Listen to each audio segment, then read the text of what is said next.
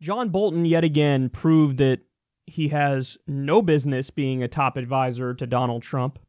Look at who he says could be collateral damage in the crackdown on the Iranian government. Watch. So President Trump said this week that, quote, any nation that helps Iran in its quest for nuclear weapons could also be strongly sanctioned by the United States.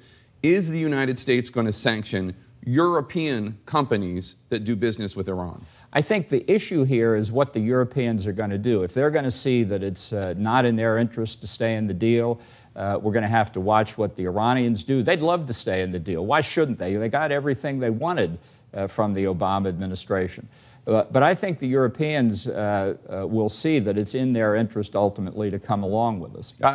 With all due respect, I've been speaking to European diplomats, and that's not the impression I get. Well, that's not the impression now. They say they're going to stay in the deal. And they may try to do so, in part because I think despite the complete consistency of President Trump in his opposition to the deal, opposed to it as candidate Trump, opposed to it as President-elect Trump, opposed to it as President Trump, many people, including apparently former Secretary of State John Kerry, thought that we never would get out of it. Now, I don't know how to explain why people could miss what the president was saying. So I think at the moment there's some feeling in Europe that they're really surprised we got out of it, really surprised at the reimposition of strict sanctions. I think that will sink in, and we'll see what happens then. The president's very clear.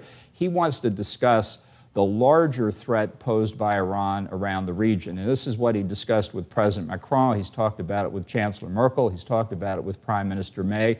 Not just Iran's nuclear threat now, the threat in the future, the ballistic missile programs, and the instability that Iran is causing around the region. But with all due respect, I didn't get an answer to the question. Is the U.S. going to impose sanctions on European companies that continue to do business with Iran? I think I did give the answer. Well, you said we'll see. The answer is it's possible. It depends on the conduct of other governments.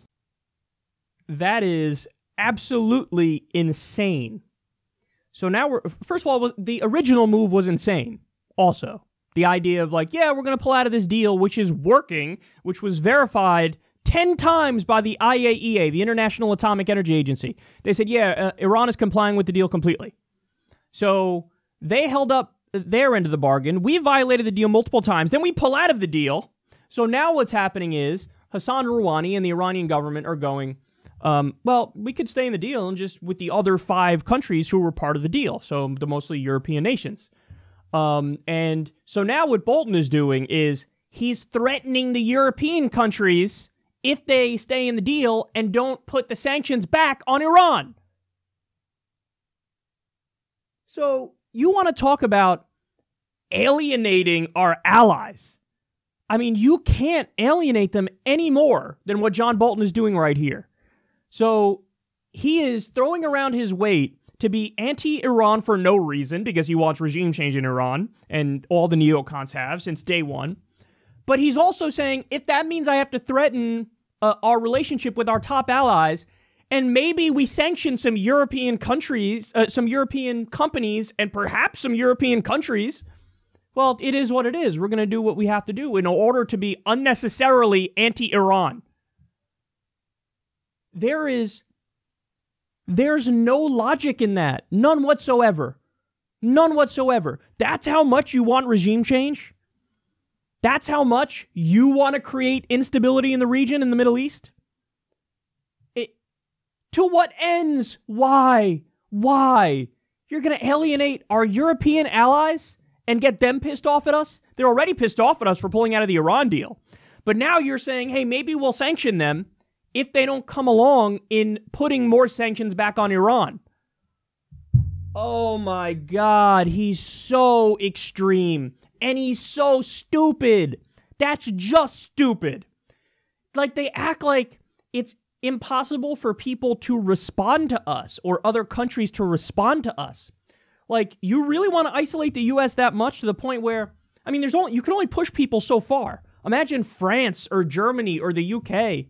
They go, yeah, we're gonna now crack down on the U.S. So you're taking us from belligerent, obnoxious superpower to belligerent, obnoxious superpower on steroids that is genuinely threatening to be a rogue nation in the sense that we don't even have any allies.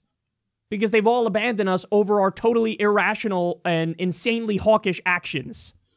So this guy, man, he really is as bad as it gets. You can't come up with a single worse person to be advising Donald Trump and to have power in the White House on foreign policy issues. You literally cannot, because he's never met a war he didn't like. He clearly wants regime change in all these places. And they never even bother to tell you, like, okay, to what ends? So we already got the Iran deal under Obama and Kerry, which very simply keeps Iran from ever getting nuclear weapons, and it gives them back their own money and does sanctions relief. So if you're saying, no, we're not going to do that deal, we're pulling out of that deal, well then, to what ends? Why are you pulling out of it? And now why are you putting the sanctions back on? Because the original point of the sanctions was, well, we have to try to put pressure on them so they don't ever get nuclear weapons. Well, now they did that and it worked. So now why are you putting sanctions back on? Like, to what ends? Do you just want to be punitive for the sake of being punitive? It's unbelievable. Again, the only thing I can think of is regime change. So Jesus, man. If everybody in the country was really following this stuff closely and they knew the history of the region and stuff, like, for example, in 1953, we did a CIA coup of the government in Iran. We overthrew their democratically elected leader, Mohammad Mossadegh, and put in the Shah as a dictator so that we could keep taking their oil for us in the UK. So if people knew the history, they knew the backstory, and they were following this stuff closely, my guess is, honestly, less than 10% of Americans would agree with John Bolton and his philosophy. And I'm not kidding about that. I think you could find a lot of hardcore Republicans that if they really understood the chain of events and the history of it, they would go, yeah, that's the dumbest thing I've ever heard, and this guy's a moron. So it's embarrassing. Like, I'm embarrassed for our country, and I fear for our future for a variety of issues, but this is one of the big ones. Because now it's not just you're doing an irrational, stupid, hawkish action, but it's contained to just Iran. Now you're saying, hey, maybe we'll sanction our European allies as a result of this too. And the results of that could be catastrophic. I mean, you might see the collapse of an empire and a superpower happen faster than it's ever happened in history before. Because when you piss off people, you can only piss off people so much before you lose all sway. Unless you want to do, again, by force them to comply with you. But what are you going to do? Start wars with our European allies? Unbelievable. John Bolton is the biggest idiot on the planet, and he should immediately be out of power.